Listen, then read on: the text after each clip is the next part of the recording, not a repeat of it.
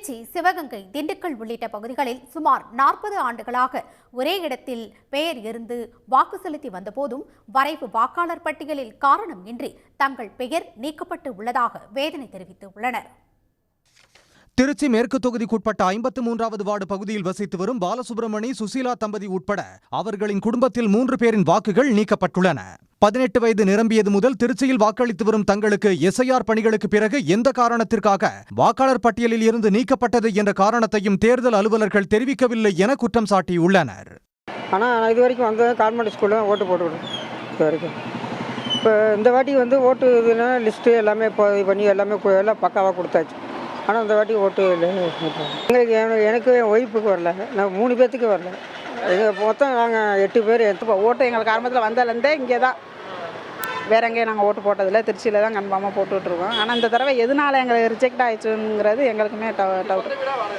திண்டுக்கல் மாவட்டம் நிலக்கோட்டை தொகுதிக்குட்பட்ட கணவாய்ப்பட்டி ஊராட்சி 5வது வார்டில் ஒரே குடும்பத்தில் தம்பதி இருவர் வரைவு வாக்காளர் பட்டியலில் இருந்து நீக்கப்பட்டுள்ளனர். வாக்குரிமை பெற்ற பிறகு சுமார் 20 ஆண்டுகளாக ஒரே பகுதியில் வாக்கு செலுத்தி வரும் தங்களது பெயர் நீக்கப்பட்டது அதிர்ச்சி அளிப்பதாகவும் இதற்கான காரணத்தை தேர்தல் ஆணையம் கூற வேண்டும் எனவும் கோரிக்கை விடுத்துள்ளனர். எங்கள் வீட்டில் 5 பேர் எஸ்ஐஆர் அப்படின்ற பேரில் வாங்கிட்டு போனாங்க. 3 பேத்துக்கு ஓட்டு வந்துருச்சு. எனக்கு என் மனைவிக்கு ஓட்டு வரவில்லை. அவங்க படிவு புல் பண்ணி கொடுத்தாங்க, ஃபோட்டோ ஓட்டி கொடுத்தாங்க, எல்லாமே கொடுத்தோம். எஸ்ஐஆர் காப்பி வந்ததுக்கப்புறம் எனக்கு ஒன்றும் நிரந்தரமாக ஓட்டு கிடைக்கும் பயமாக இருக்குது. சிவகங்கையில் ஒரே வாக்குச்சாவடி பகுதியில் வசித்தவர்களில் சுமார் 300 பேர் வரைவு வாக்காளர் பட்டியலில் இருந்து நீக்கப்பட்டுள்ளனர்.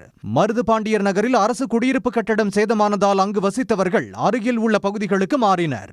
இருப்பினும் உரிய விளக்கமும் தெளிவும் இன்றி தங்கள் பெயர் நீக்கப்பட்டுள்ளதாக அவர்கள் கூறியுள்ளனர். இந்த இடத்துல இருந்து கொஞ்சம் வந்துட்டு அட்ரஸ் மட்டும் மாறி இருக்காங்க. ஆனால் அட்ரஸ் மாறினதுக்கே அவ்வளோ பேர் அவங்க நீக்கியிருக்காங்க. அட்ரஸ் மாறினவங்கள தேடி முறைப்படி வந்து அவங்கள சேர்க்கறத விட்டுவிட்டு உங்கள்கிட்ட ஃபார்ம்லாம் வரல அப்படிங்கிறதுக்காண்டி இவங்க பாட்டில் வந்துட்டு கொஞ்சம் பொறுப்பு இல்லாமல் எல்லாரோட இதையும் நீக்கி எல்லாரும் இறந்தவங்க லிஸ்ட்டில் போய் சேர்த்துருக்காங்க. ஒரே ரேஷன் கார்டில் இருக்கிறவங்களில் பாதி பேர் வந்திருக்கு, பாதி பேர் வரல. இது என்ன மாதிரியான நடவடிக்கைங்கிறதே ஒன்றுமே புரியல. இதனிடையே அதிமுக முன்னாள் அவைத் தலைவரும் பிரபல பாடலாசிரியருமான புலமை பித்தன் உயிரிழந்து 4 ஆண்டுகளாகியும் எஸ்ஐஆர் பணிக்கு பிறகு வெளியான வரைவு வாக்காளர் பட்டியலில் அவரது பெயர் இடம்பெற்றுள்ளது சர்ச்சையாகியுள்ளது. சென்னை மயிலாப்பூர் தொகுதி வரைவு வாக்காளர் பட்டியலில் அவரது பெயர் உள்ளது. உடனுக்குடன் செய்திகளை தெரிந்து கொள்ள சன் நியூஸ் பெல் ஐகானை கிளிக் பண்ணுங்க.